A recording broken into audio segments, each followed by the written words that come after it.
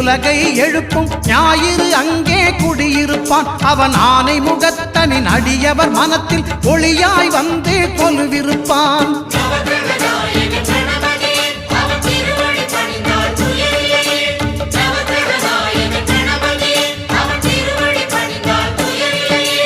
ஒன்பது கோளும் ஒன்றாய் காண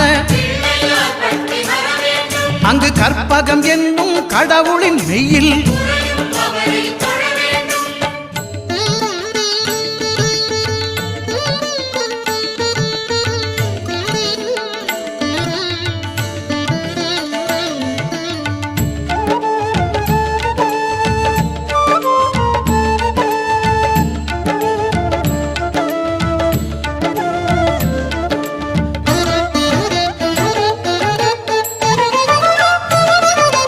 திங்கள் பகவான் திருமுகம் காண